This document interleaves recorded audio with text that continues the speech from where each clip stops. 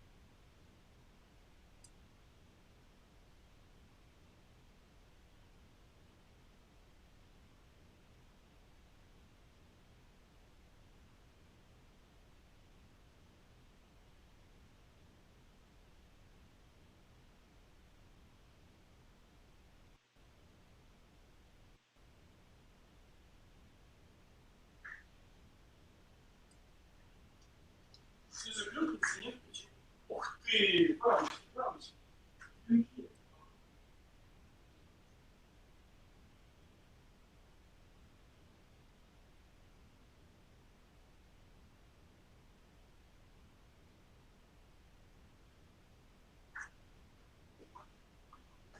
Да, очень хорошо. Физичка у меня уже скоро начинается, я поэтому три закрываю. Если что,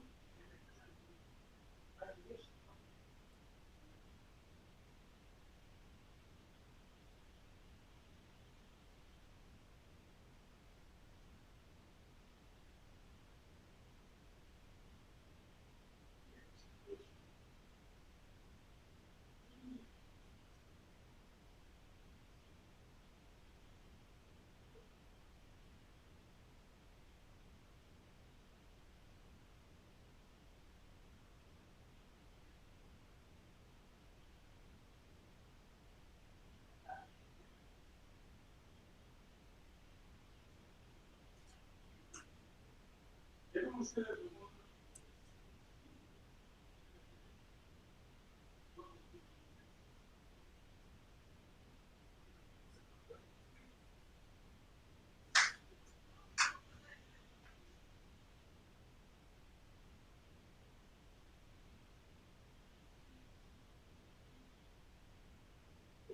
все хорошо.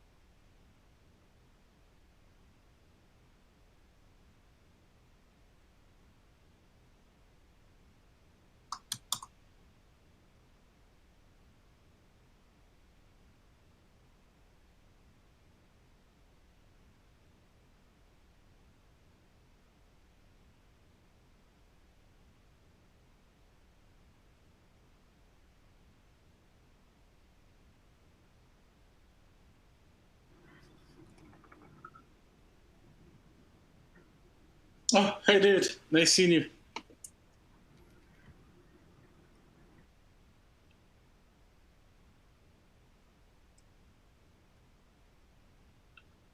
How things are going at your side?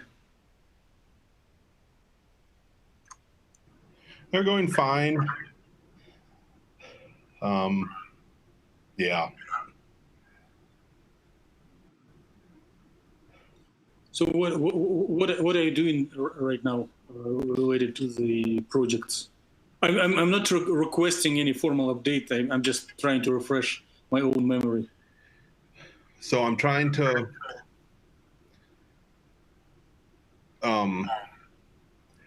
finish couplings for one of my models. I'm working on putting together a 5-layer model, working on putting together I haven't quite come up with a term for it, but a model with 2 different size layers. Okay, I see. I need to come up with some term for that in my head. I see. So hybrid. Hybrid might be a way to word it, but the problem is I'm already using the term hybrid for some of my models. Okay. So it's just I just need to come up with some terminology just so I can follow which model I'm working with at a time.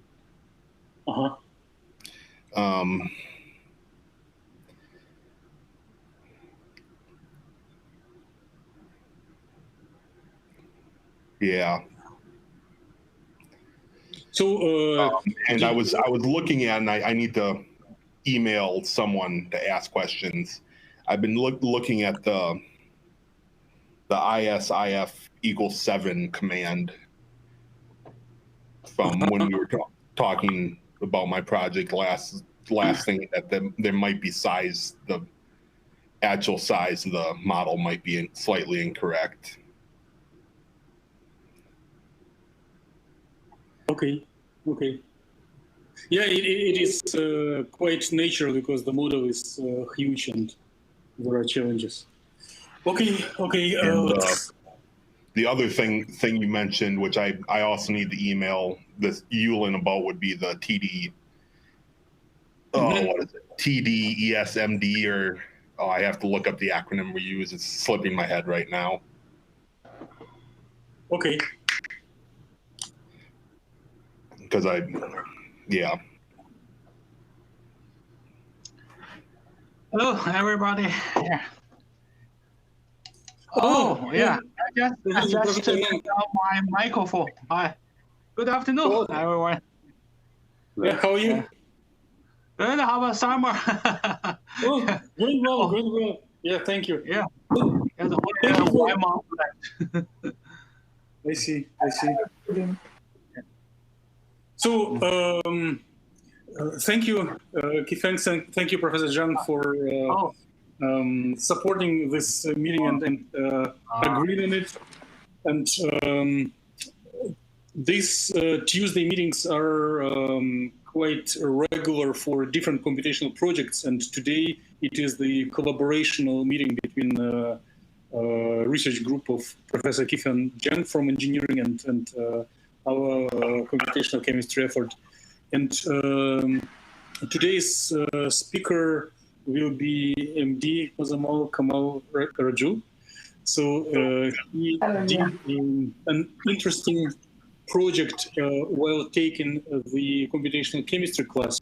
And since then, he did some follow-up work to refine and make more focus on most interesting and important things. And the goal of the meeting is to give Raju a hard time. No, I'm not serious.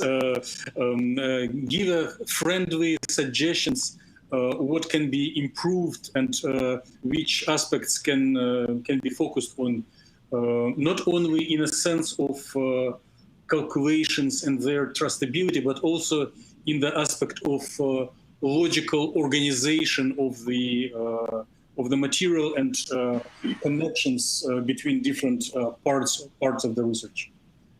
So if you see this little screen saver I put up front. It is one of the molecular dynamics trajectories that Raju has created, but he probably will show his own visualization and details. So Raju, are you ready to try sharing the screen? From your side is okay.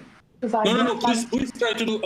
On my side, your videos do not work. So please try to do your sharing screen.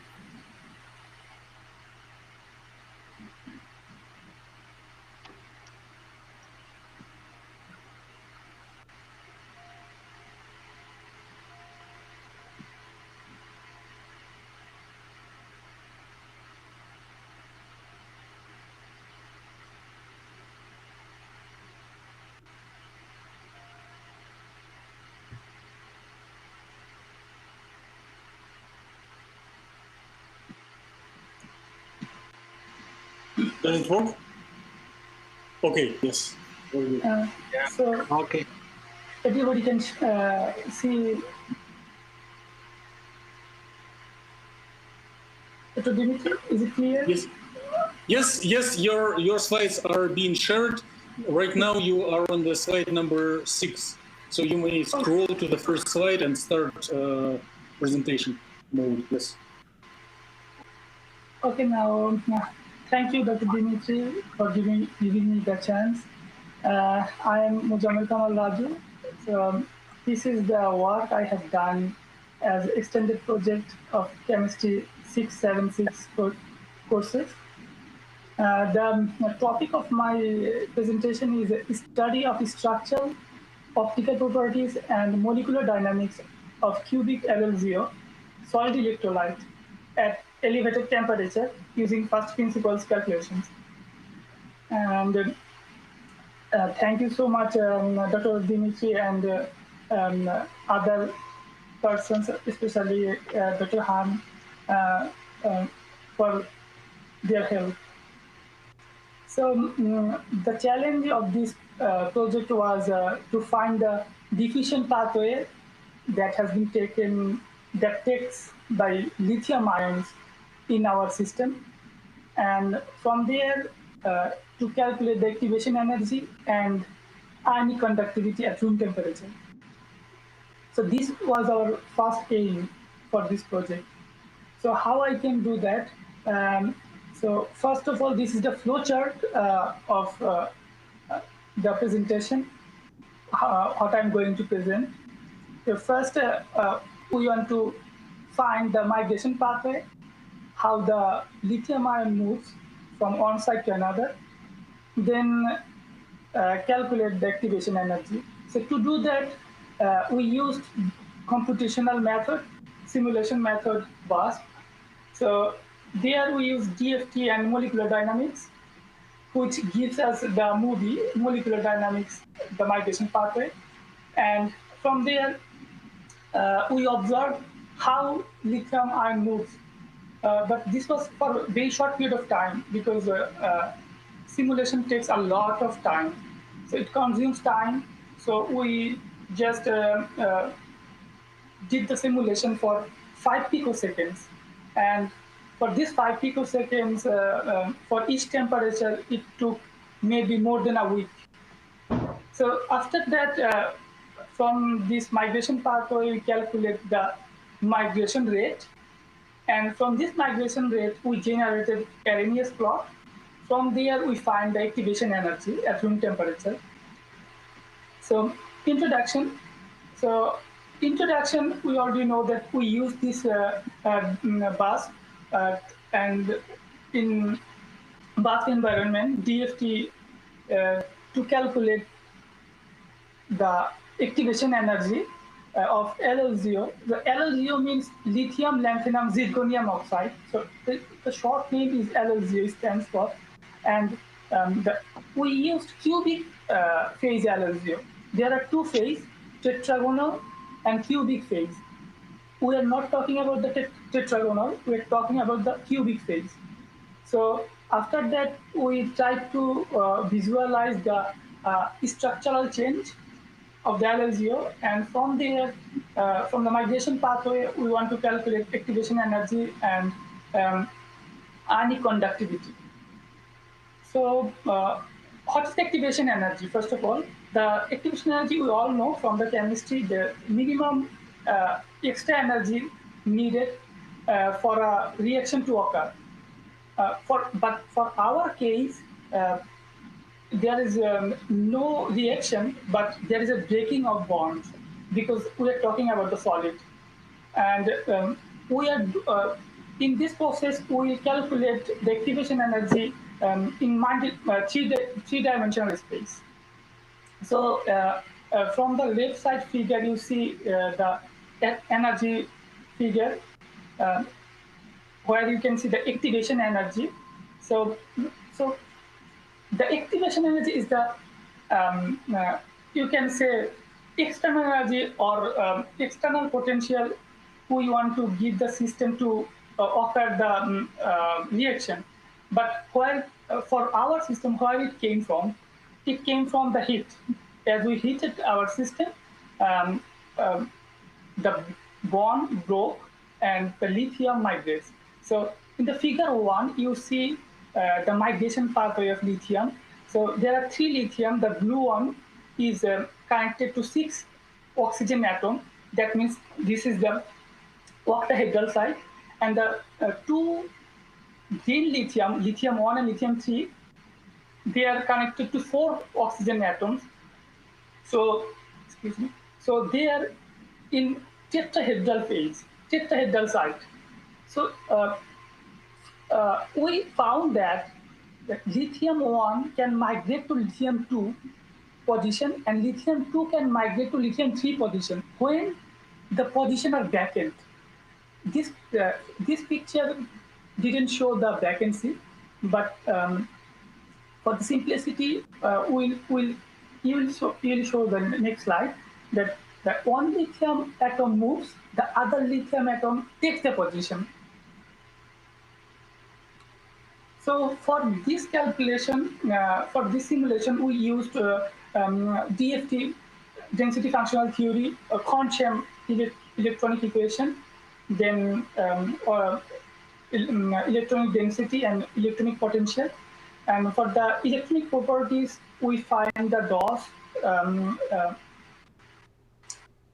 option. And for the molecular dynamics part, we heated up the system. The first equation for the molecular dynamics shows the heating of the system. Then we used Newton force formula to find the migration pathway. And we use general coordination formula to find the distance of lithium ion. And after that, we used Arrhenius equation to calculate activation energy, and from there, ionic conductivity.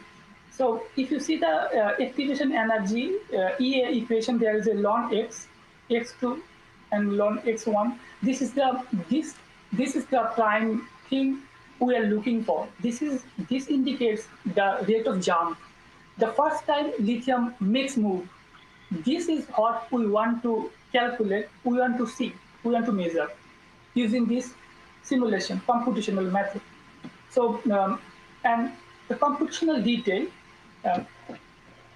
for our system, actually in general, there are 24 atoms actually a unit cell of LLGO. The generic formula for LLGO is Li7, La3, Zr2, O12. But for our system, we use 8 formula per unit. So that makes the system little bit larger.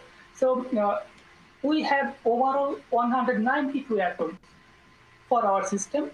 And for this computational method, we used plain polarized wave with a cutoff frequency of 520 electron volt for better accuracy, and projector augmented wave correlation.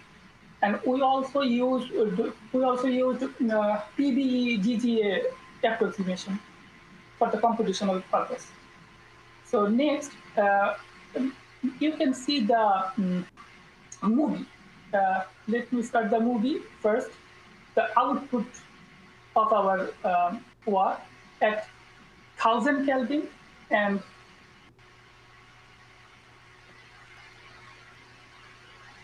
at 1500 Kelvin. So you see the blue lines, blue standard lines. Those are the migration pathway. Those are the paths taken by the lithium ions, the single lithium ion, not all, because we are tracking a single lithium ion. So you see, when we heated the system, the lithium is making move. So it's now vibrating. It's vibrating.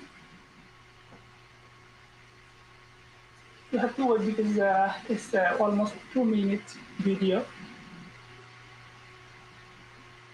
So you see the lithium atom is vibrating.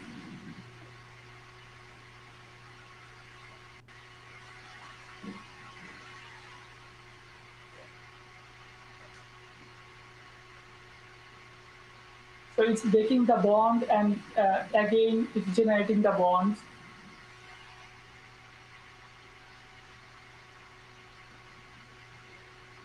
Actually, this was made by me, so this is not so clear. But the next one, the 1500 Kelvin one, was made by Dr. Dimitri. Thank you to Dr. Dimitri. That is much clear and nice. So now I think this will make a move. So it's moving now.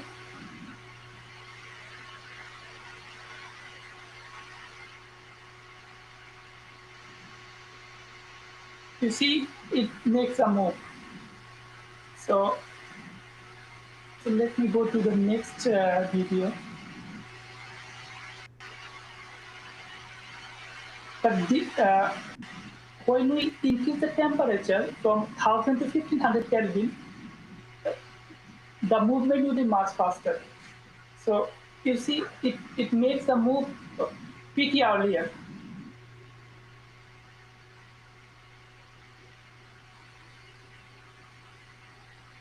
You see, it makes a move. So I think we all understand. So next, to go to next slide.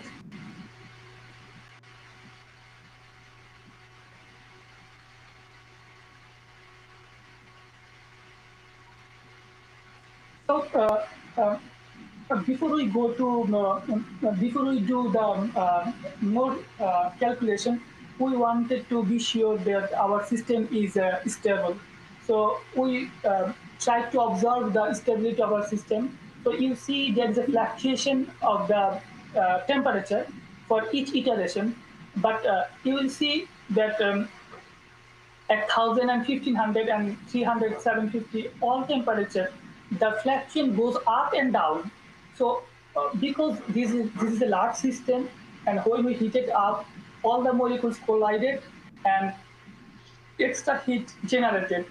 And in the next iteration, it releases the heat. So on an average, the system was stable, we can say.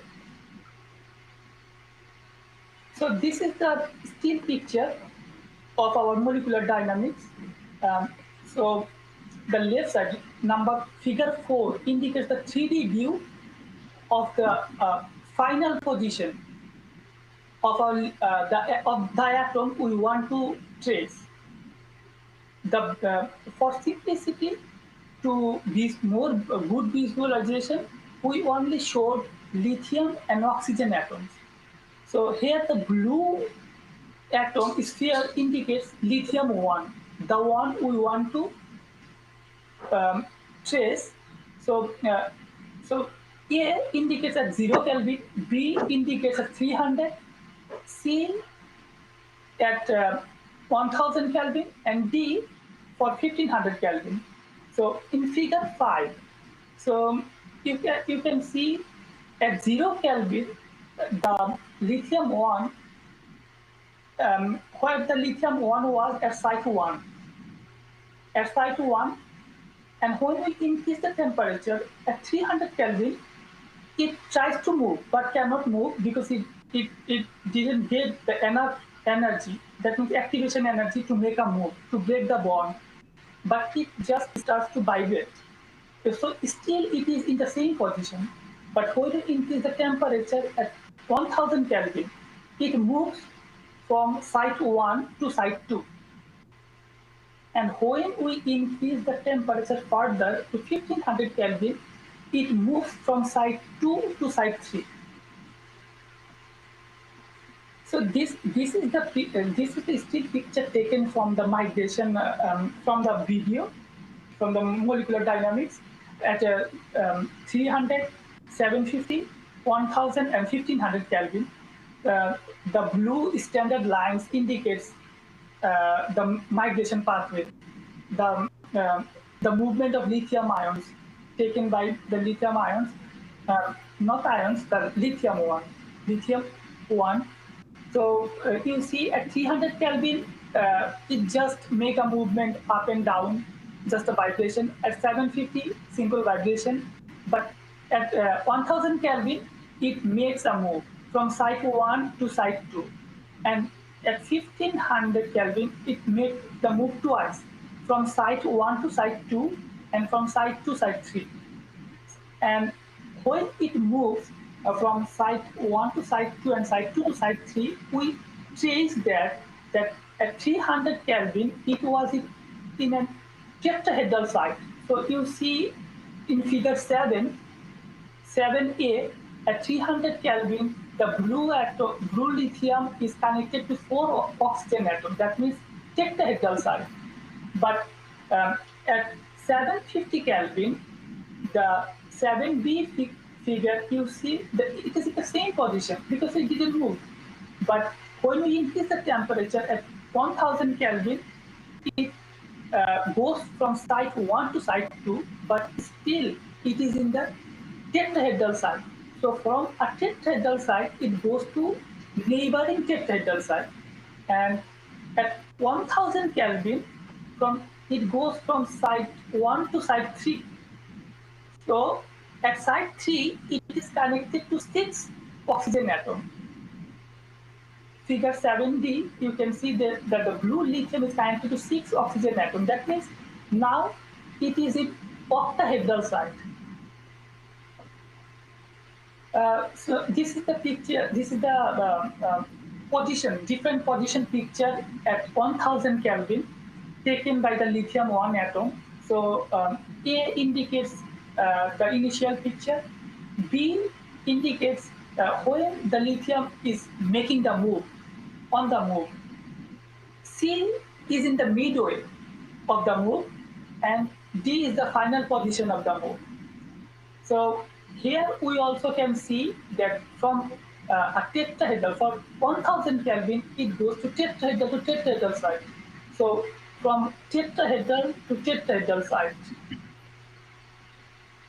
And from this migration pathway, we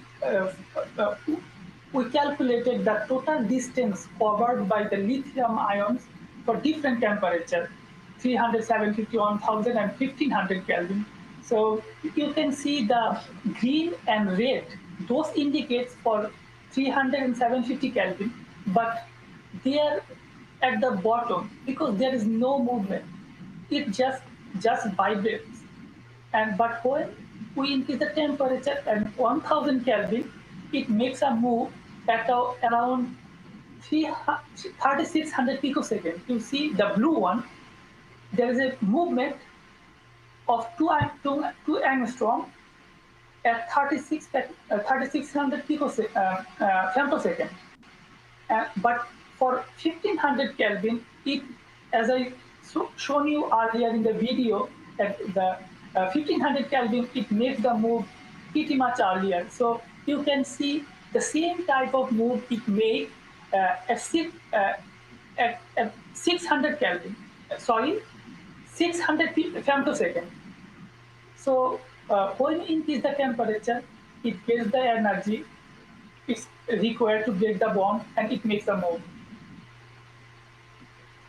So from there, and this one more thing I forgot to say. From this picture, we get our migration rate. So the migration rate for 1000 Kelvin is the first move made by the lithium ion at 3600 femtosecond, and for 1500 Kelvin, it's 600 femtosecond. So using that data, we plot the Arrhenius plot at the right side, figure 10, and we extrapolated 300 Kelvin temperature. So you can say why you didn't show the 300 Kelvin temperature movement, because the answer is simple, because it will take a long time. So at the left side, you see a table, the time required for make a movement, calculated movement. So for 1500 Kelvin, the time it takes to move was 600 femtosecond. For 1000, it took 3.6 picosecond. And from this figure, from the Arrhenius plot, our extrapolated time for 300 Kelvin was 3.9, which is almost 4 microseconds. So it will take more than a month to complete this simulation process. And we are not sure that time it will show the jump, and it will take a long time to make the movie. And so from there, we using the Arrhenius equation, we find the activation energy is 0.46 electron volt, and 0.27 millisiemens per centimeter ionic conductivity. Also, to be sure that our simulation is going to the right way, we also calculated the RDF. Raju, if you would you allow to interrupt and ask question? Yes. So there is a typed question from Dr. Yun Han. So he's asking, so you have only 2 data points. Yes. The data from 300 Kelvin is derived from the linear curve fitting. Yes, Dr. Han. Okay, please continue. So this RDF shows the figure 11 shows the interatomic distance from our traced lithium 1 atom to all other atoms. So we see that as we increase the temperature, there is a variation of distance. There's a variation of distance. That means the atoms are making moving. And the figure 17 indicates the interatomic distance between the all lithiums with respect to our traced lithium.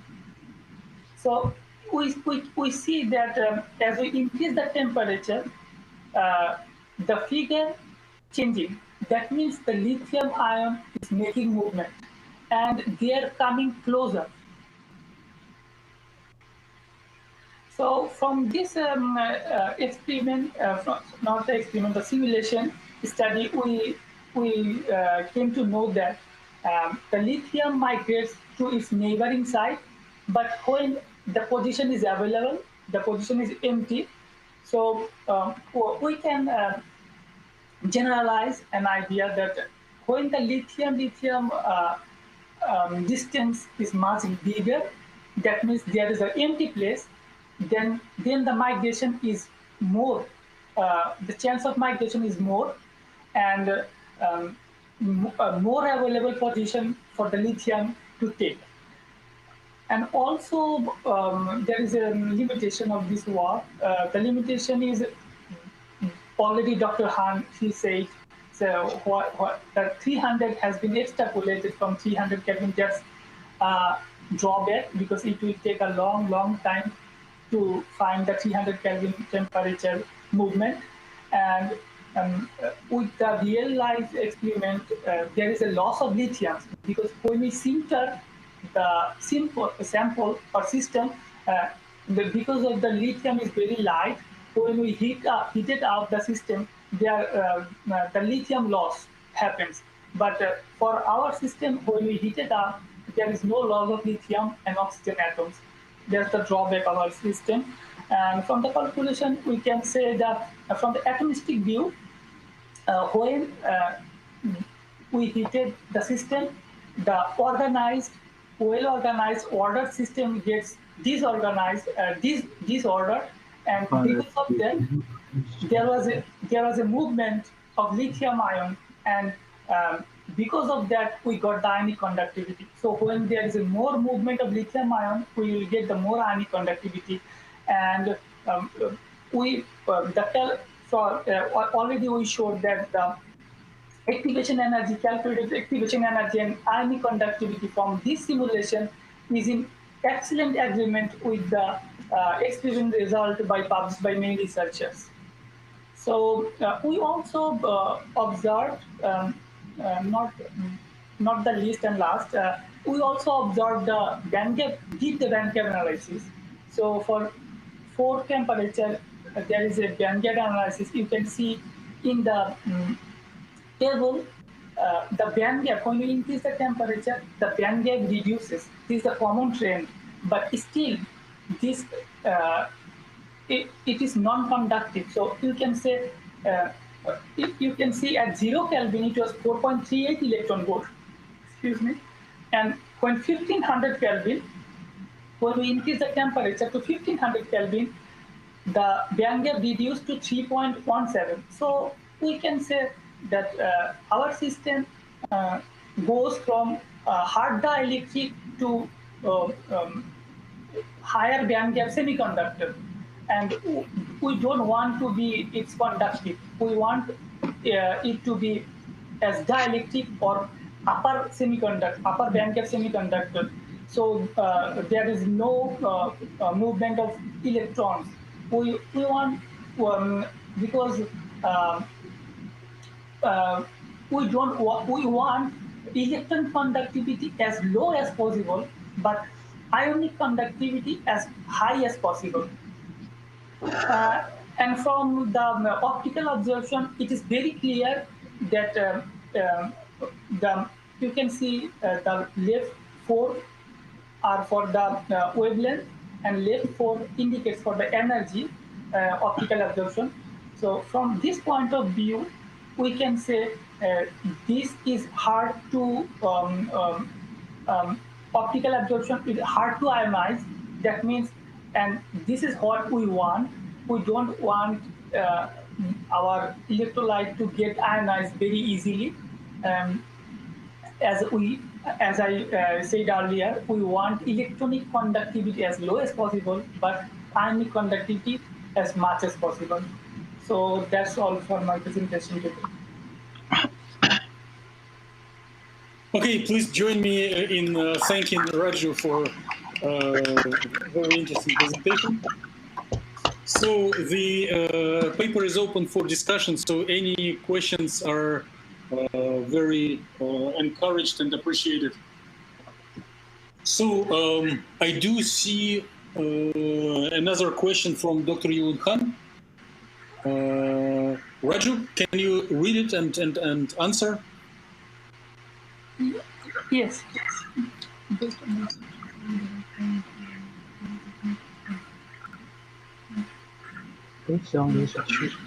So please read it out loud so that we all hear. And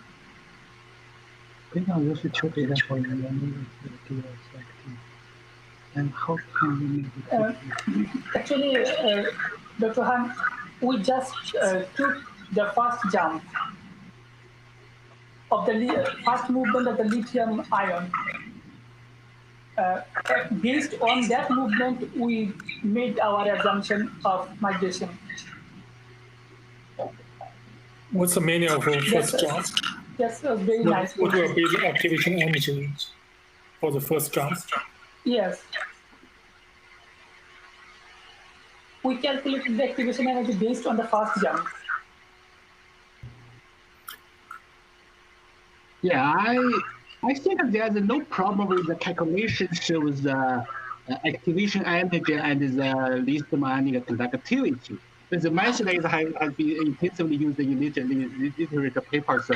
The reason that at lower temperatures, the lithium ions move very slowly and migrate with a very small distance. You can't calculate the least ionic conductivity. So that's why we usually increase the temperatures and then use those conductivities at the high temperatures to calculate to extend to the room temperature to see what is the conductivity or activity at the room temperatures. Yeah, so I think that's very good. Yeah. So Red showed us the method to use MD to calculate the activation energy and the conductivity, least ionic conductivity. Yeah. So Yeah, because actually in real life, there are two phases already. I said tetragonal phase and cubic phase. The tetragonal phase is stable at room temperature, and it has very low ionic conductivity. But the cubic phase gets converted to from the tetragonal phase at high temperature, generally more than 700 Kelvin. The tetragonal phase converts into cubic phase. So at room temperature, generally we don't have the chance to get cubic phase LL0 in reality. Okay. And for the simulation purpose, we used higher temperature to see the migration pattern, and from that point of view, we extrapolated 300 Kelvin ionic conductivity. But now, to make the cubic structure stable at room temperature, there are many other ways, like vacancy creation of vacancy, and the most significant one is doping. So if I can dope or co-dope with two or more semiconductors, this cubic phase LL0 will be stabilized at room temperature. Raju, I think we didn't answer the question of Dr. Yulun Khan yet. So he has a question number 3. Oh, I'm sorry. So he's asking 0.5 electron volt is about 5,000 Kelvin, right? If one converts units. So let's go. Yes. Please, if I convert to the Kelvin, maybe it will be like that, Dr. Khan. So would you please migrate to the very beginning of your presentation where you show definition of activation energy? Activation energy is the... Would you please show the slide with activation energy? Yes.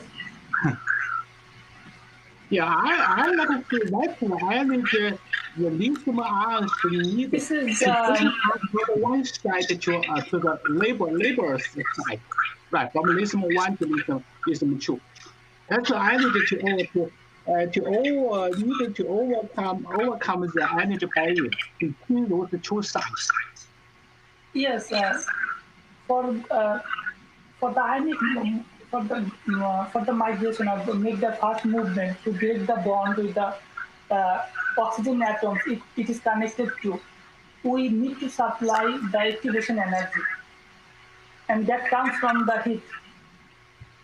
Okay, so in the slide that you are showing, let me convert the thought that probably Dr. Han wants to ask you. So if the barrier of this potential energy surface that you are showing schematically is 0.5 electron volts for guaranteed, then one would need about 5,000 Kelvin to overcome it. And you are getting substantially less, about 5 times less. So the question is, how can you overcome the barrier of half electron volt with energy of about 0.1 electron volt? So let me try to give a comment if possible. So Roger, did you catch the question? So now you can see the height of the barrier issue for the activity energy is 0.5 electron volt. So Professor Dimitri asked you, does it mean you need to have a 5,000 key temperature to provide the energy in order to make the least arm move from one side to another side? That was the question, Dr. Han, by Dr. Han. Yes.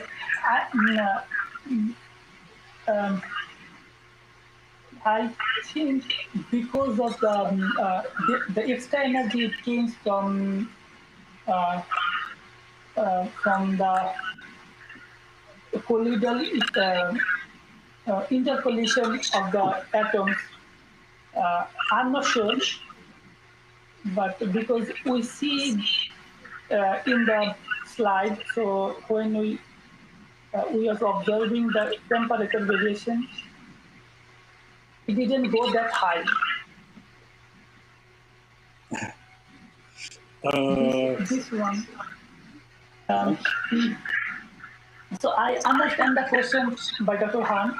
So he said it will need 5,000 Kelvin, almost 5,000 Kelvin, to get that electron volt. But how we get that barrier with this low temperature?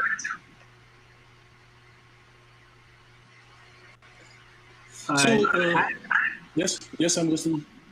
Yeah, go ahead. Okay, Roger, can you please show again the diagram with slide number 5, diagram with activation energy?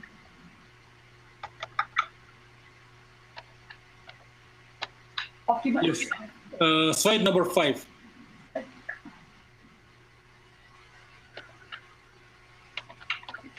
Yes, thank you. So it would be great if you can resolve this question. I also understand what it is. So I do have 2 thoughts. Neither of them is answering the question, but maybe if you start thinking in either of these directions, it will help. So first, the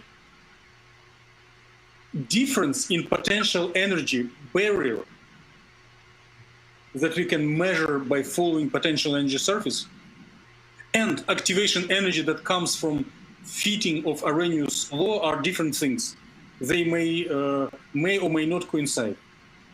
Second thing, if we fix all atoms except the migrating lithium, then lithium should come through the network, through the hole between oxygens, and energy to overcome this, to come through this hole can be quite high. But if we heat up the system, the size of this hole, like these oxygens that prevent lithium from migrating, they also vibrate. And once upon a time, they like open the door, and the barrier temporarily becomes very low, and then it closes again. So we may inspect whether such mechanism contributes to jump occurring at lower energy. Thank you, Dr. Dimitri, for your thought. But actually, so far I had reviewed so many publications, but I also read some publications they did work using this same technique, the bus material, and they found the same result, including the band gap. So I don't think and they did in the pretty much similar way. And for the experimental results, for the experimental part did by some researchers, they have shown that Arrhenius plot is the way to find the ionic conductivity, the only way. So I'm not sure that the way we use to find the ionic conductivity using Arrhenius equation, plotting them in the Arrhenius plot, maybe there could be another way or another procedure to follow to find the activation energy. But so far I have seen the publication, they use the similar approach. And one thing I want to mention that I think not only the heat we supply plays the role of migration, because if we see in real life, in practical scenario, most of the to make the cubic LLGO, most of the time the sintering process they did for maximum of 1400 Kelvin, not more than that, maybe maximum 1500 Kelvin, not more than that. So if was that the case, that a higher temperature moves the lithium from one side to another, then the sintering temperature could have been more than 4000 Kelvin. So I think because there is also the role of Coulomb interaction, because if you see the system, there are the cations. There are three cations: lithium, lanthanum, and zirconium. Among them, the zirconium has the biggest size. Zirconium and lanthanum, they are bigger than lithium. So they have, and they're in the same positively charged. So they are forcing, they are repulsing each other. So maybe also the force is coming from the same group, same cation group, that makes the movement in lower temperature. Okay, yeah, thank you, Raju. Let's check if Dr. Khan is satisfied with your answers to his question.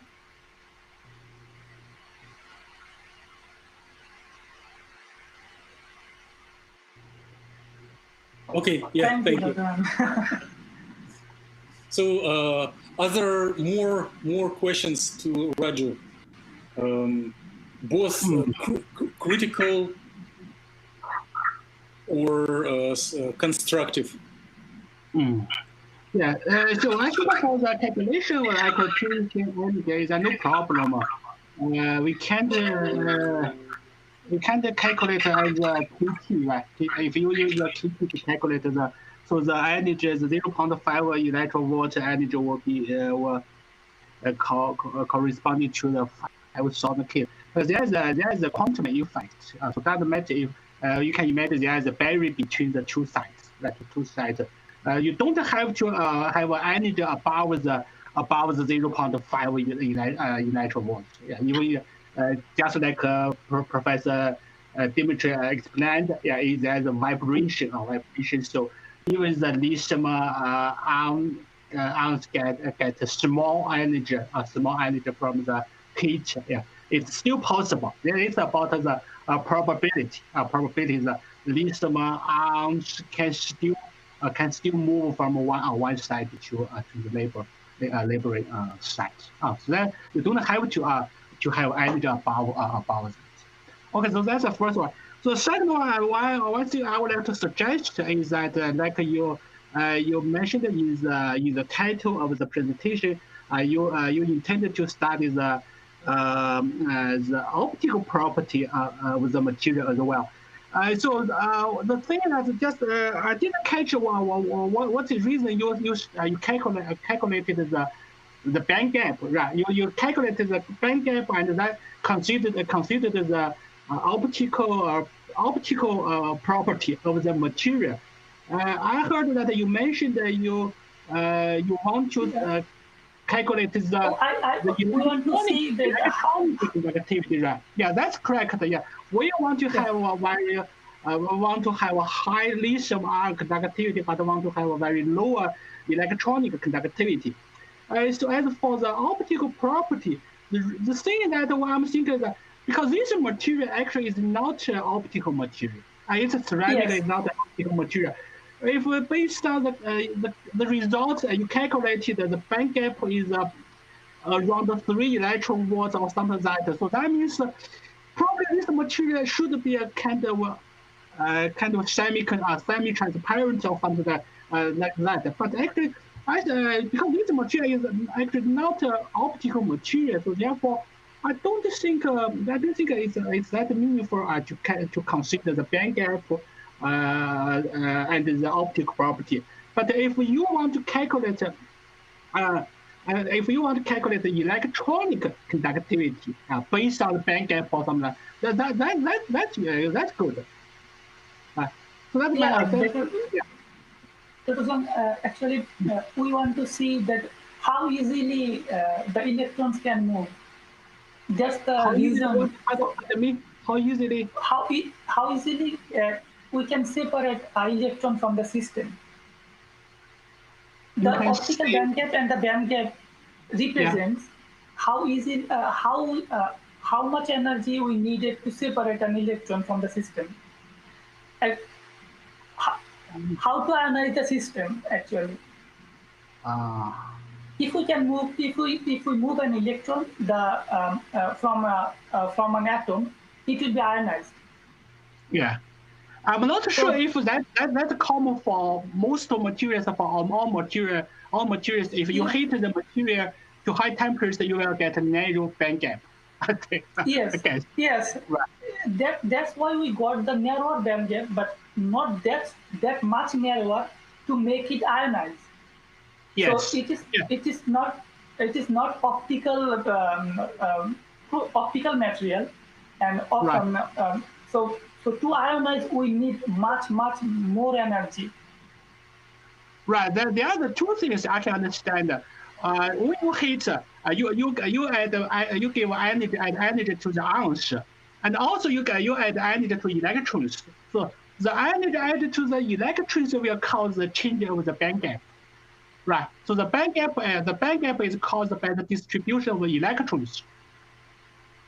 Right. Yes. The band gap is not related to the lithium ions. Right. There are two things that I understand. Yes. So that that's just my suggestion. If you want to use those results to form a paper, I don't think it's good to include the optical property into there. But if you want to use that to see how the temperature affects the electronic conductivity, that's good.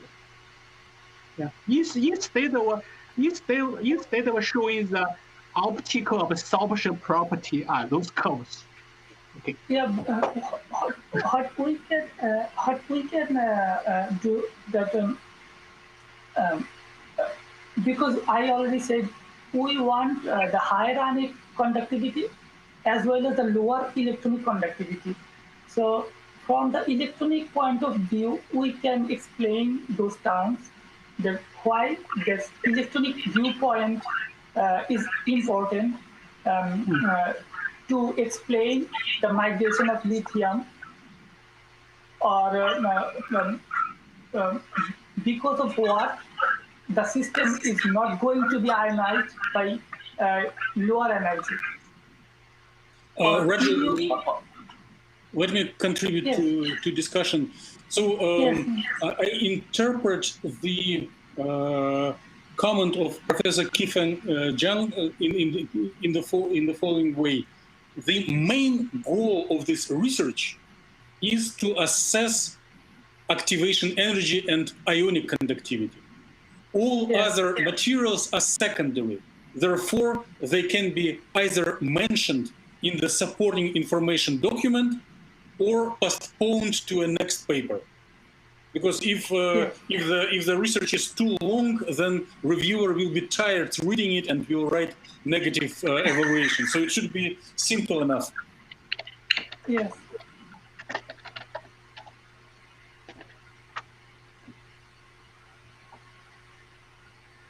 Thank you. Thank you. Thank you, Professor. So, Raju, I think I did interrupt you in the middle of your thought. Please continue. No, it's okay. It's okay. Okay. I'm okay with that. Thank you for support. Okay. So let's make another call for more constructive or critical comments.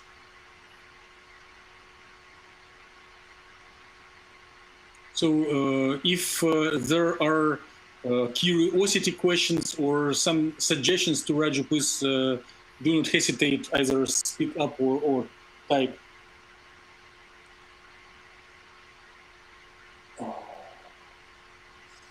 I do have a question and a comment that is not to be answered. It's only to as a discussion point.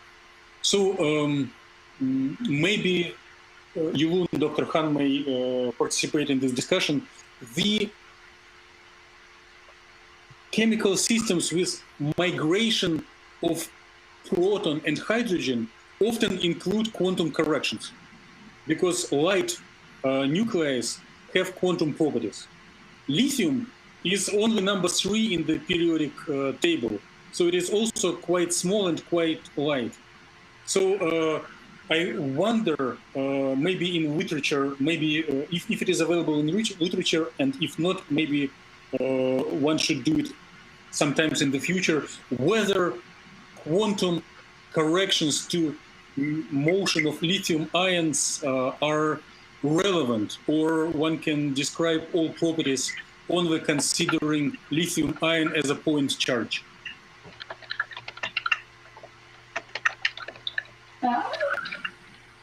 I'm not sure, but this could be possible because the lithium very light and also very small.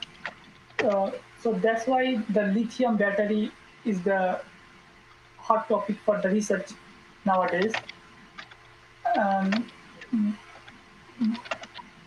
But the quantum point of view, I think, is a little bit different from this instance, because if we consider the quantum, then it goes to electronic point of view. So how to put in word, I don't know.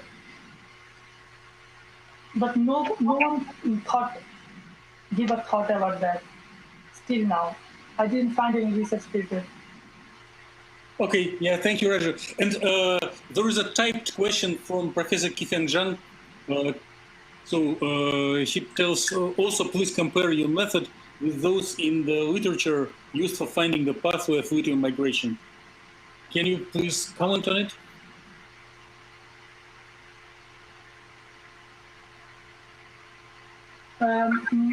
Actually, Dr. This is a good point. I missed that point, Dr. Dimitri. Sorry, I didn't put, after I write the review paper yesterday, I found that topic, that the migration pathway. I want to mention here that for our simulation, in this simulation, we see that the first migration took from an tetrahedral site to tetrahedral site, then from the tetrahedral site to octahedral site. But most of the researchers, many researchers say that the migration would be like from tetrahedral to octahedral, octahedral to tetrahedral, or octahedral to octahedral. But in our case, is different.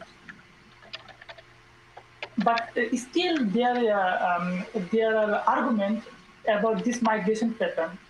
But for sure, one pattern is for sure that it migrates to its neighboring atom, whether it is from tetrahedral to tetrahedral or octahedral to octahedral, but it migrates to its neighboring site, not the far site. Okay, yeah, thank you. So there is also a discussion between Dr. Han and Professor Zhang. So the question is, what's a typical method in the literature? And answer of Professor Zhang to find the lower energy that lithium ions will follow. Raju, can you comment on this?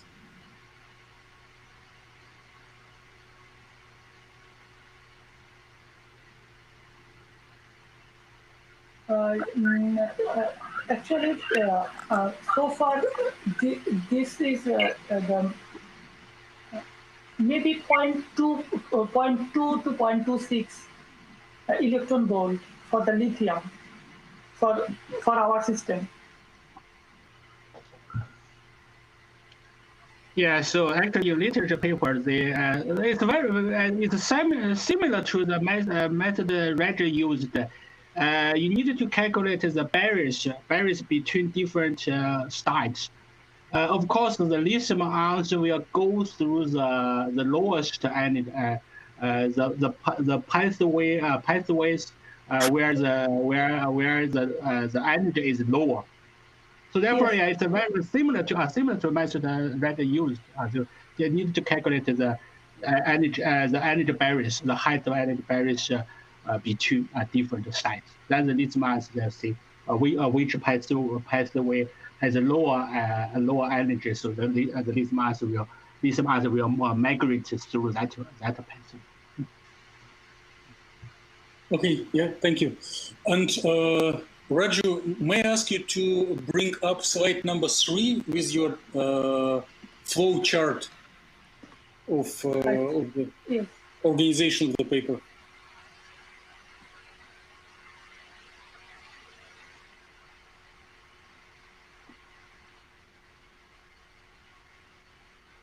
Yeah, so let's check if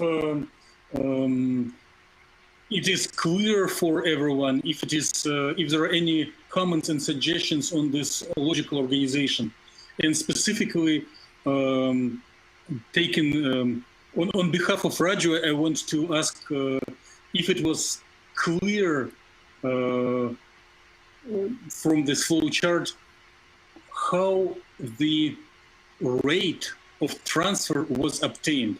Did Raju explain clear enough the lower right figure? Is it clear how the path displacement of selected lithium ion generates the rate of migration? So if I would like to ask all attendees just maybe to type yes or no to vote if this organization is appropriate or if there are some wish to improve it. Yes.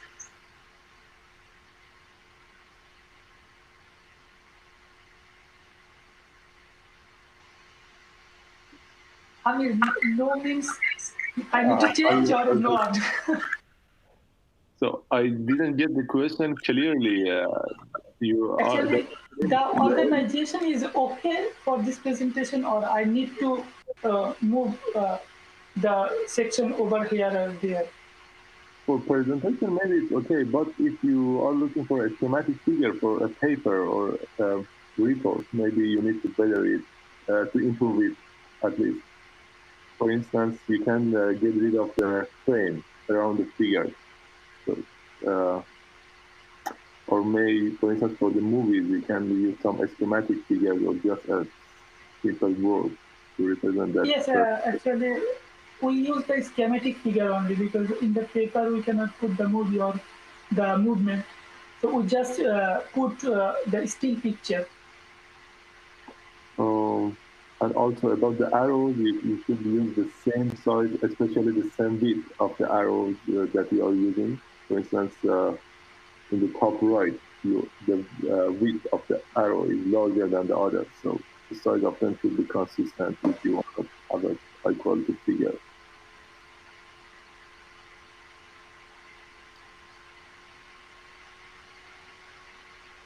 Many thanks, Amir, for the feedback. And we do have another typed question from you. Yes, Dr. So he's asking Raju to explain how did you get the rate? What are the criteria for the first migration? Is it displacement of lithium ion? Yes, this was the displacement of the lithium ion. The first movement the lithium ion made, we take it as the rate, inverse the time, on by the time it takes for the first movement, we inverse it to find the rate. Actually, the equation is, let me show the equation so it will be clear. And so if you see in the Arrhenius equation, here x indicates the rate of first jump, where tau is the first time of first jump by the lithium atom.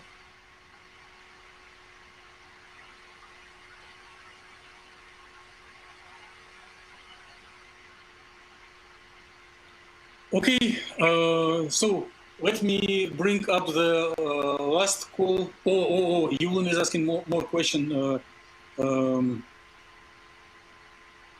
Can you be specific? Does the jump occurs once the displacement is equal to 10 angstrom? Actually, our system is 12.98 the unit cell, 12.98 angstrom. So, and I think so that for the displacement more than 10, if it crosses our lattice size, so because this is the repeating, we use the repeating model. So you see here, let me show you the picture here. Here, you've got the point. Yeah, probably so, slide 13. Yeah. So, no. Yes. So you see for the 1500 Kelvin, the black one displacement shows the displacement for 1500 Kelvin. There is a straight line at 2000 femtosecond. Because the lithium ion moves through the repeated space between the from one unit cell to another unit cell. That's why this straight line came from. So this is the transition from one unit cell to another unit cell. So there will be, if it makes more the displacement more than 12 angstrom, then there will be this type of actually the straight line or this type of figure. So you're telling it is the instant when trajectory deviates from background fluctuations.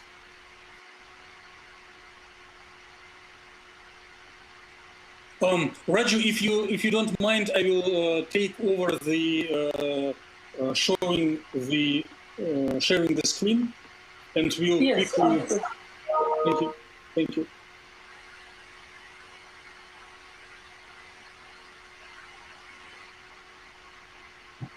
So I'm going to focus on the red line for 1500 Kelvin.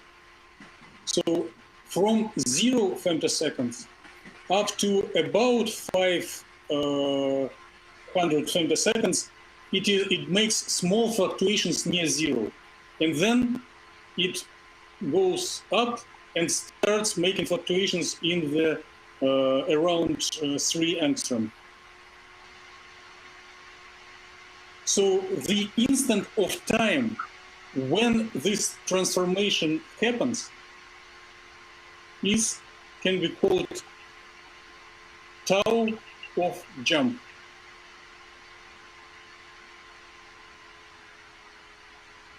And then from this time of the transition, one can extrapolate the rate as 1 over this time, over this tau.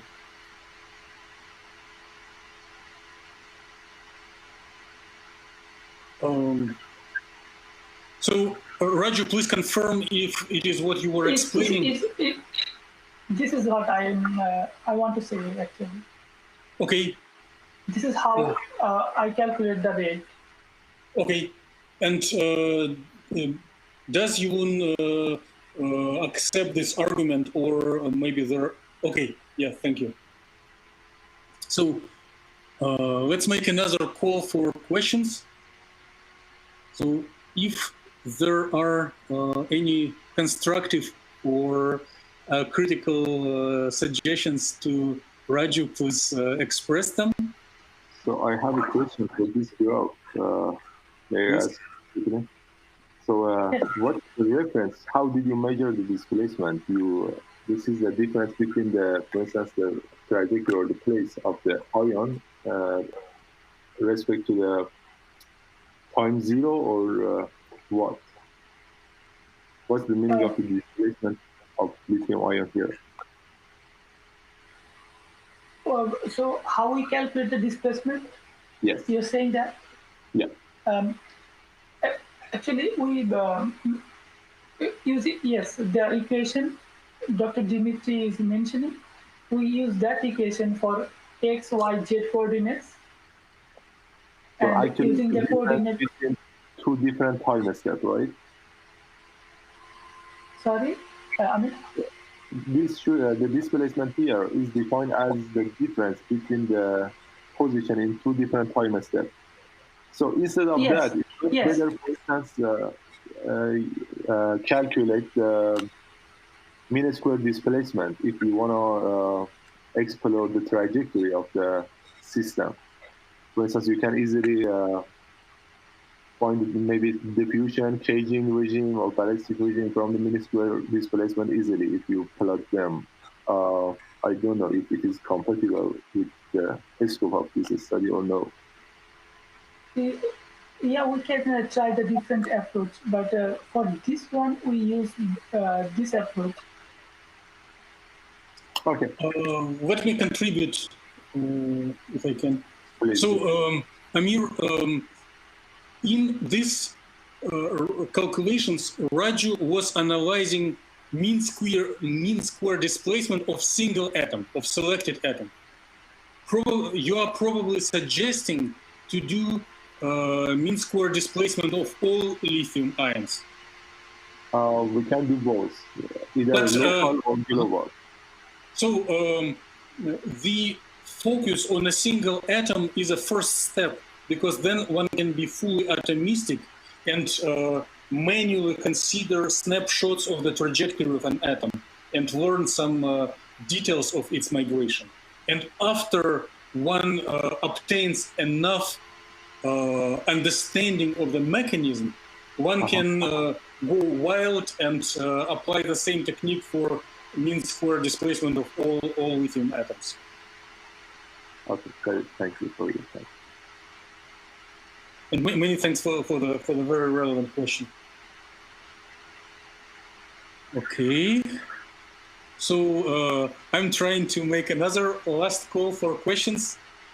So more questions 1. It's like an auction. More questions 2. More questions 3. So let's thank Raju once again for excellent presentation and all Professor Kifan Zhang for this collaboration and all participants for questions and vivid discussion. So let me Thank you, everyone, suggest for being here. Actually. Thank you, Roger. So let me announce this meeting complete and announce adjourned. So everyone is welcome to disconnect. So the plan is to meet next week with some update on Polaronic project by Aaron, if Aaron will be in a mood to do it. Aaron? I can try and compile what I have. Okay, super, thank you. And in 2 weeks, we'll do a knowledge transfer session on VASP, focusing on spin orbital coupling. So maybe next week after Aaron presents, we will make a sign-up sheet and split different aspects over several people so that it will be a vivid session in 2 weeks. Okay, we are done. Okay, thank you. Thank you very much, Professor Dimash. Thank you, Professor Aaron. Bye-bye. Bye. Bye-bye.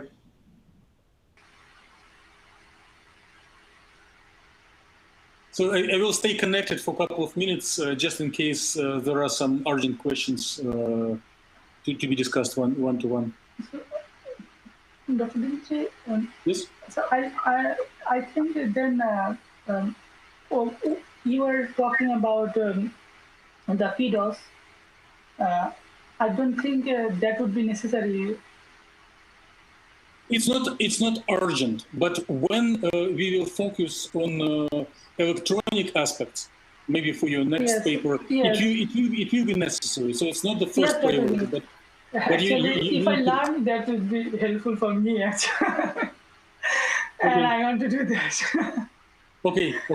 And based on the comments from Professor Kifan Zhang, it seems reasonable to shorten the manuscript, to keep only most important figures that lead to the final answer and migrate all other things into so-called supporting information document. So it will be shorter and easier to read. I also wanted to briefly tell to you something that I was trying to communicate in writing. So when submitting papers to journal, it is very standard to, like in your draft, you place figures right inside the text. You write, then you put figure, then you continue writing. No, when you submit papers, one has text, conclusions, literature, and then special section when you have only figures. Yeah, it's for the different journal is different approach. So I don't know the. Please do this way. So for the journal that we will submit.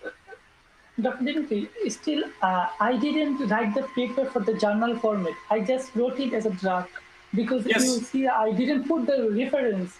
I will do that with Mendeley. I will use the Mendeley.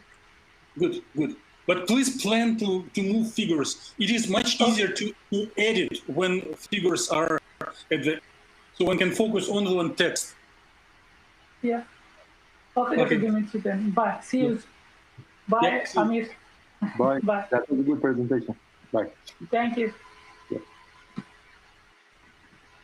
So, Dr. Kshinin, how are you? Hi, Fatima.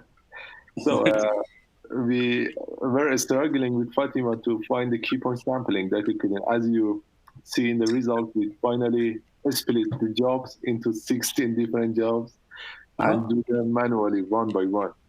So I'm trying today to do, as you mentioned, for HSE, hybrid functional. So I'm following the same procedures. Copy the count car into the postcar from the optimized one.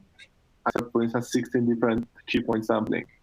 It's, I think, a little time consuming than the previous one, but I hope that I don't face any error, so I can do that.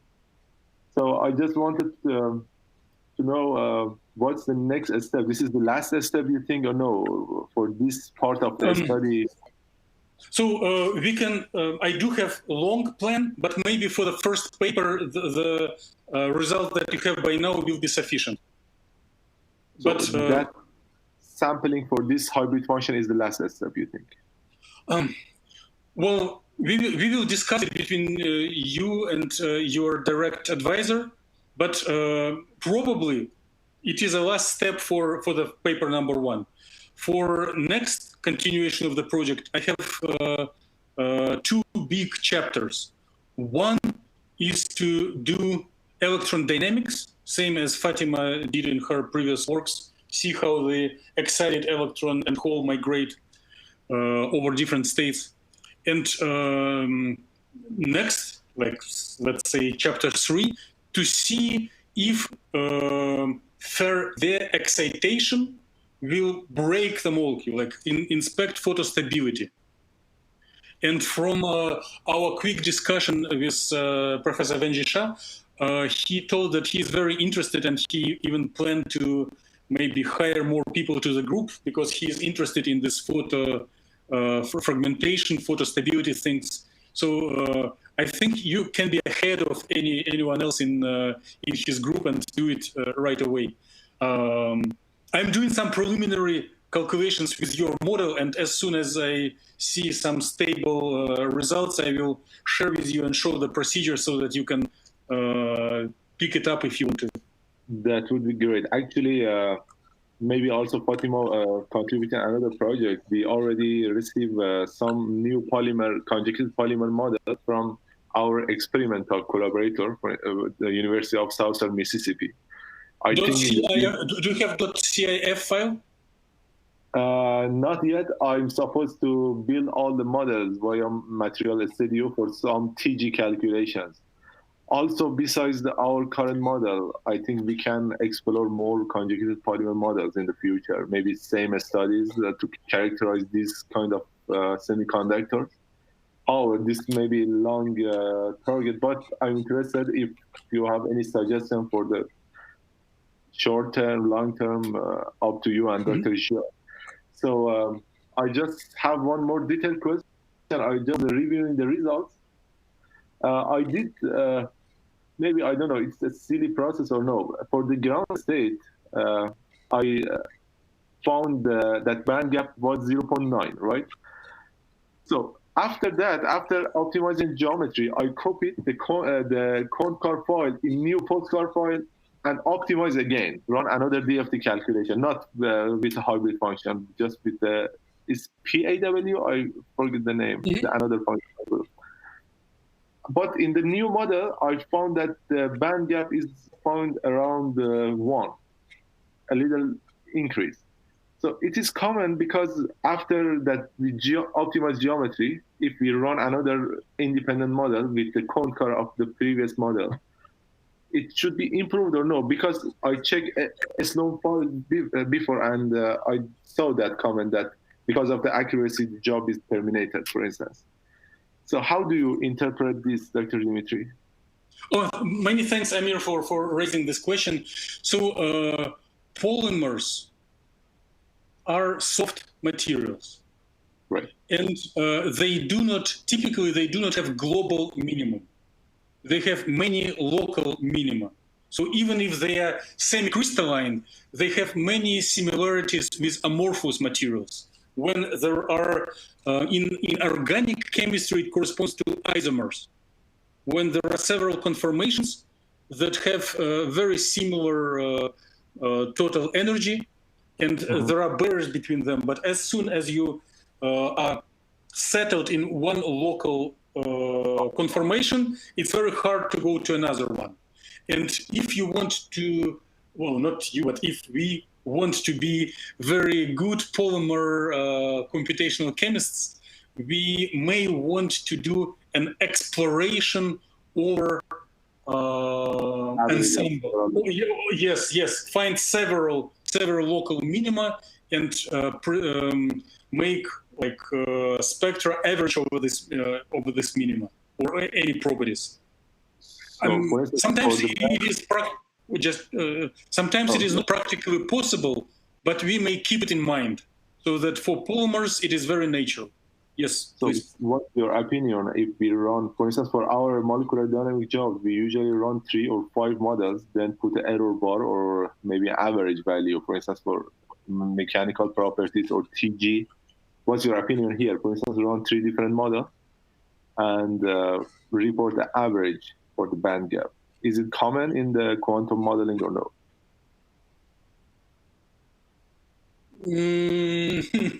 Well, how you interpret your data, it's your personal creativity. There are no big standards. But if you are raising serious questions, and we can discuss them for like 5 hours in a row. So there is in thermodynamics, there is an ergodicity hypothesis that average over an ensemble is equivalent to average over a long trajectory.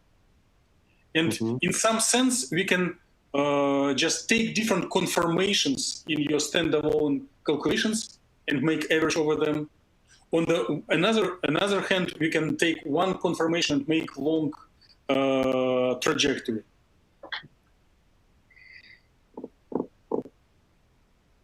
So if, and the third way, which will be most correct and most expensive, is to create a model that has several strands in one simulation cell. Right. Yeah. So in such a system where with several strands in one simulation cell, each of the strands highly likely will take different conformation. Right.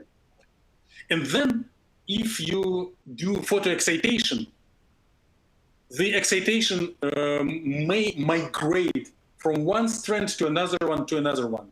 And then it will settle on the one that has the smallest gap.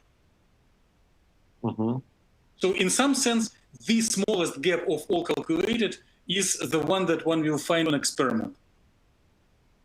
Wow, okay. I see it is not very promising and favorable for comparison to experiment, because the gaps that we are computing are smaller than experiment. But maybe there are some factors. I think sampling maybe from a hybrid function make the band gap, average band gap, much near than the experiment. Yes. Because we already find the results about 1.2. And for some similar experimental models, they report 1.3 electron volt. I hope that sampling over the hybrid functions a little improve the results. And yes, and the acceptance of the future consideration and acceptance of the paper by reviewers will be much more favorable if one uses hybrid functionals, because if you do not use them, then reviewers will immediately ask, like, why don't you use hybrid functionals if they are known in the community to be better? Yeah, we utilize both of them, so we can take advantage from this. And Dr. Kilin, what's your timeline for this study? When is better? I don't know about your schedule, when we can finish this manuscript, if we prioritize it from our side and work on it. So tell me, what is your priority when you want to submit it? I want to be very optimistic about this study. I hope to submit by the end of the summer. Do you think it's... So what is your end of summer? August 15th or August 31st? Let's set... Academic summer or astronomic summer? For instance, August 20. 1 month later. It's very ambitious. It's very ambitious task. Do you have... let me show something. Just a second. Because for our study, I can finish writing a paper in 10 pages, maybe by 3 weeks. But if Fatima should help me a lot here, because I'm not familiar with the literature review, and maybe the previous work to discuss the results. I think it's the most challenging part for me. So here is the flow chart from Raju. And before we set up deadlines, I would very much appreciate if you make similar flow chart for your project. So it is not a figure for the paper. It is only figure to interact between us. And the reason is as follows. Sometimes we scientists become too much excited, and we generate more data than reviewer wants to see. So we may want to consolidate only minimal amount of information that leads to the addressing challenges, to the glorious accomplishment of the goals. And all steps, all figures, and all text that we put in the paper should be targeting only one goal. So if you have agreement on the logic, on the flow chart, then a paper can be done in a month. At least it is possible, but we should, right now I do not have your materials in my random access memory. I need to load it, but as soon as we have agreement on the logic, we can go to quick refinement cycles, do figures, captions, and do things in the expedite mode. Actually, I finished, I think, 4 out of 7 of the figures with the captions. I just waiting for sampling and band structures to just finish this part. As soon as I finish the key point sampling for HSE functional group, so I hope that, I'm not sure about the time. As soon as I finish them, maybe by the end of this week or this weekend, I can finalize them by Fatima and give and send them to you. But even if we cannot submit, as you mentioned, maybe it's not realistic. I hope at least we can have an initial draft. So. Oh yes, absolutely, and I think it is very, very relevant. So what I can try to contribute, like if you start making this like figures, captions, discussion sections, I can try to provide weekly feedback. So you share with me your draft, I read it and send it back to you each week. So within a month we can do like 4 iterations. That would be great. Here also, Dr. Shia is more available for me. I can also push him to review like you weekly, and at least because the summer is very good time for research and have any progress. And Fatima, any point to add? No, I don't have any question. Do you have any question about yesterday's email? Dr. Dimitri, should we wait for more comments on sampling, or? No, just go ahead with processing towards figures. I do have an idea that I already wrote in the email, but it's probably not for this paper. So if you do trajectory at 400 Kelvin, and then do sampling and do spectrum at high energy, then maybe we will see the same trend as in the experiment. So that heating makes a blue shift, which is not typical. It is, for most materials, it is red shift after heating, as you saw from results of Raju. Let me bring it up here. His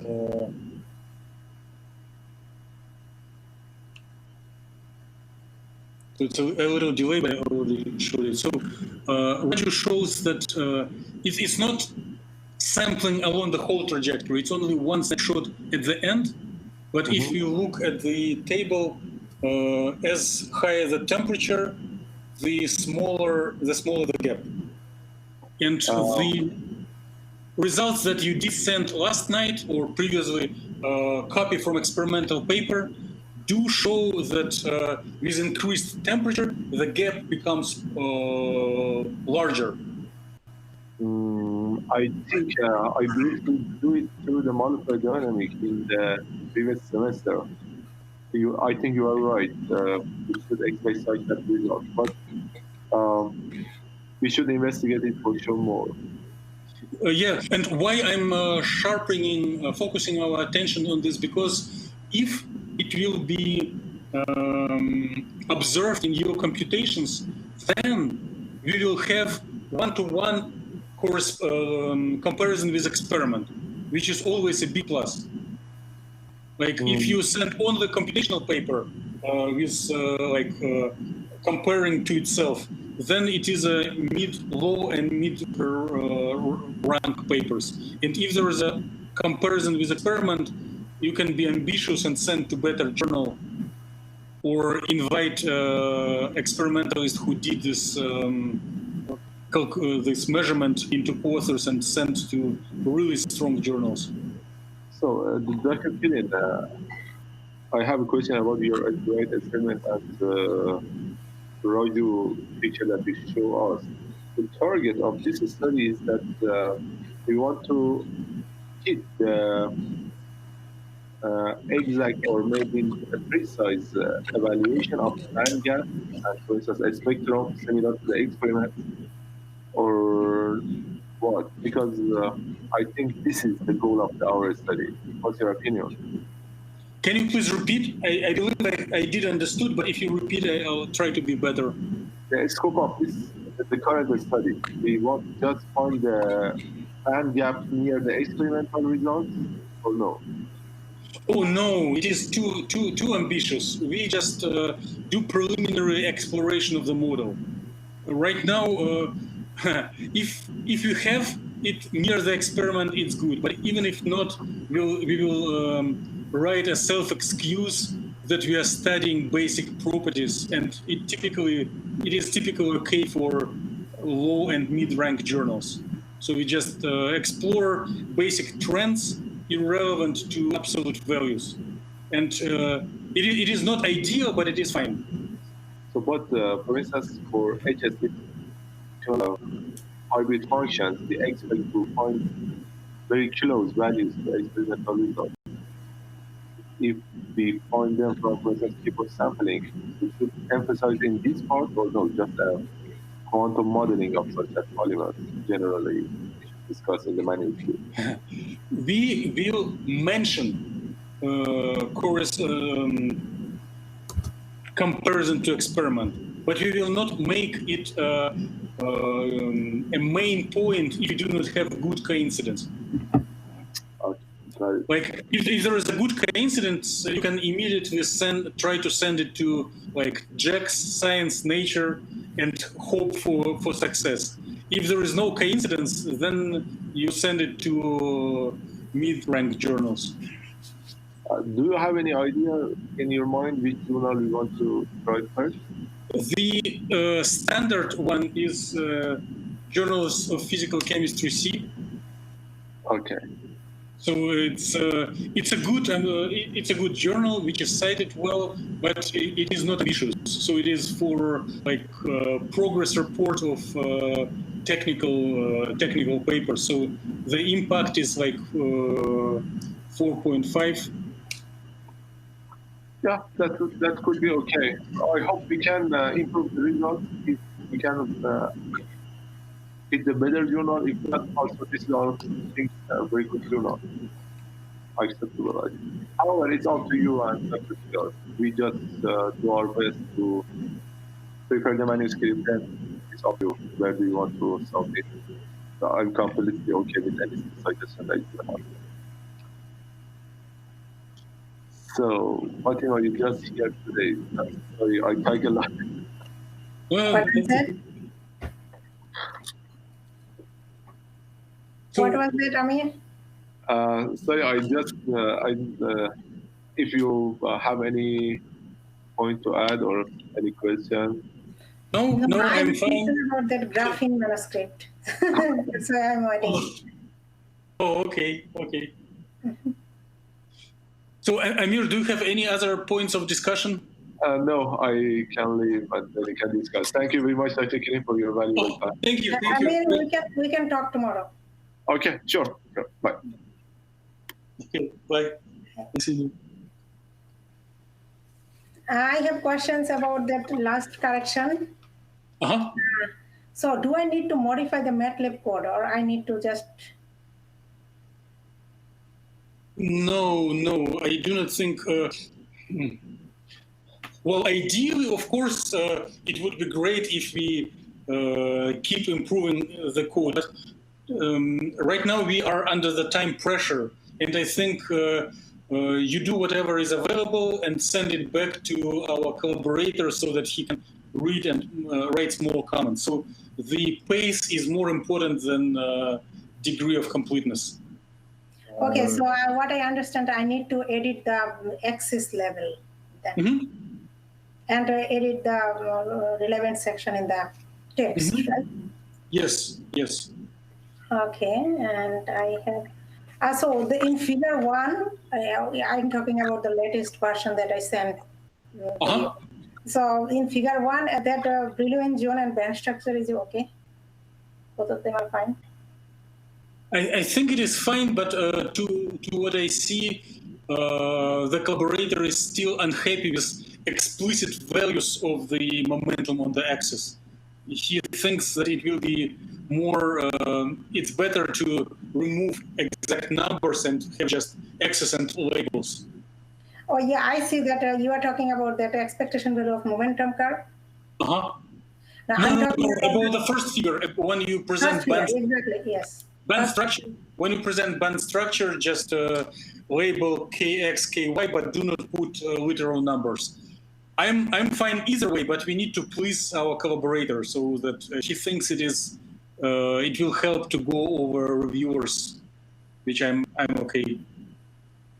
Okay, so you are suggesting to remove those coordinates numbers. Yeah. Let's. He's not asking any big things. He's making this cosmetic suggestions that we can easily follow. Okay, so what I understand, it's almost written everything there. So yes. I need to edit the axis level and edit the manuscript section, corresponding manuscript section. Okay. Yeah, I was thinking that I need to modify MATLAB code. That's a big task. No. It would be too much. It would be too much. Okay. Okay, then it's good. Okay. Yes, those are my questions. So I'm good now. Okay. But I don't know, but it's in that K-space figure, it is written that the specified quantum states as a function of K. No, he's wrong. And you see my answer. I typed immediately, like there is a DK, and then I write that I disagree, and as it is written, we are fine. And in personal communications, he accepted that he withdraws his comment. No, there is only one index of the eigenstate. Okay, so I don't need to worry about Correct. Okay, that's good. Okay, so I'll edit that. I think it will not take much time. Because I was stuck in that section that I need to modify MATLAB code, and I was not able to understand how to do that. No. Right now, there is no time to write codes. It will be... When we do next projects, then we may do some modifications. Now let's just update text, writing, and go forward to submitting. Okay. I have in mind some additional corrections that I will do, but it will be my task. I have some plans of doing more cosmetic changes, but I'll do it after everyone makes corrections. Okay, sounds good then. Okay, so thank you so much. Have a good day. Oh, thanks, you too. And thank you for supporting the meetings. Bye. Bye.